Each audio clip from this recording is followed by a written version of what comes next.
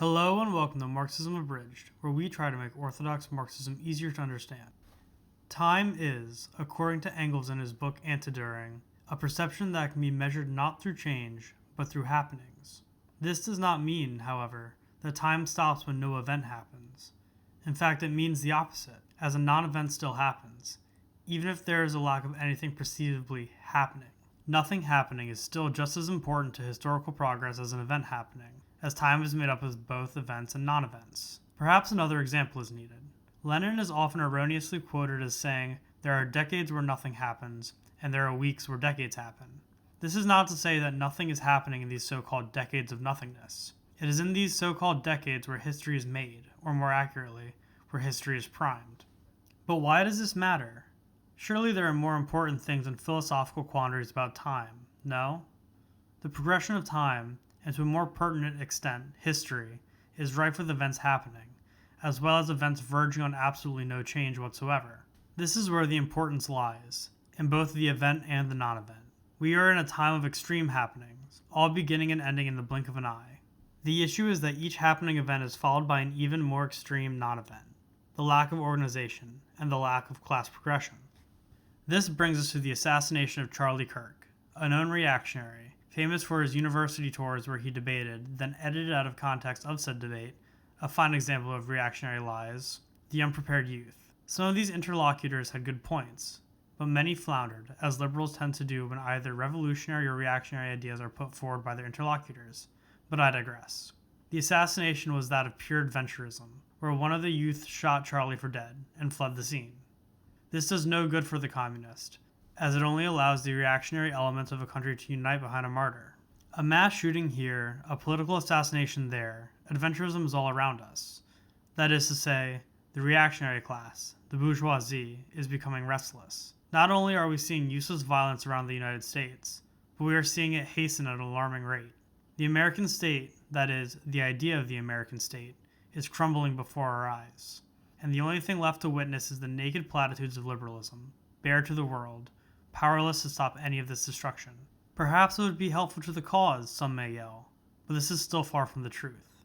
Even with the appearance of anti-capitalist violence, such as the case of Luigi Mangione, there is little this adventurism can do besides fracture the state into pieces that can be swallowed by the fascist factions. But the man had killed an agent of the bourgeoisie, some may retort. But, pertaining to the truth, this is further still.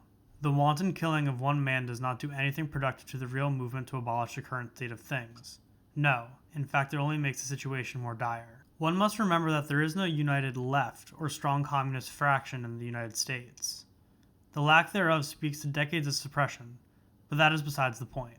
Where we are is where we must begin, and the lone gunman cannot foment a movement any more effectively as a printed newspaper can, at least in this day and age. Adventurism is an attractive alternative to the harder path, the path of organization, of education, and of criticism. However, adventurism only harms those in which it is associated, making them targets individually, as opposed to a force with combined power. This will not dissuade people, however, from non-Marxist backgrounds, to stop utilizing adventurism as a path forward. They will exclaim the propaganda of the deed will one day work in a fashion that won't leave more who agree with the deed harmed rather than not. There is precedence for this. One only has to look back at the Italian years of lead, mere decades ago, to see it.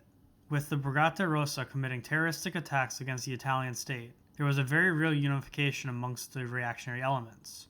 Liberals and fascists alike saw to it that there would be no communist, if one could even call the Brigate Rossa that, revolution. The reactionary elements used the Brigate Rossa's terrorist activities to justify their own atrocities, and, as they always do, the American intelligence apparatus stepped in, siding ostensibly with the fascists and liberals. The United States is falling into its own years of lead. What will come, I know not. Perhaps the liberal status quo will rear its ugly head back into prominence, or perhaps a new fascist behemoth will form. I do know, however, that there is little chance that a revolution will take place, if this is how we are to go about it. The Italian years of lead, ultimately, led to a non-happening, and the American variant will fall to the same fate if there is no effort to organize. A single death will never amount to anything. The only thing that will is the total abolishment of the current liberal paradigm, which can only be brought about by the proletariat working en masse to overthrow it. The new years of lead will be violent, and very little will come of it.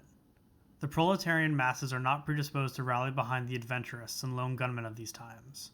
No, in fact, they are predisposed, as seen in the successful October Revolution, to rally behind organized action, formed from the backbreaking work of the party form. Let us not waste our time thinking that the Mangionis of the world will bring about societal change. Instead, let us focus on organizing our disparate, atrophied left into a communist force to be reckoned with. The adventurism we see should bring disgust to the Marxists, as it does little but create a rallying point for reactionism. So, spend your time wisely, speak to your fellow proletarians, and let them know that only through organized effort and action can there be true change. The years of lead in America will not be avoided, but a fascistic outcome can. We should strive to act in the way the Bolsheviks did, and not in a way that will surely see failure, like the Italian Marxist-Leninists did. We must amass a wide base and establish a firm discipline that only a party can accomplish.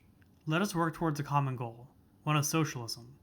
This, however, will not be accomplished with small acts of terror. There must be widespread rejection of the current system instead. This has been Marxism Abridged. Thank you for listening.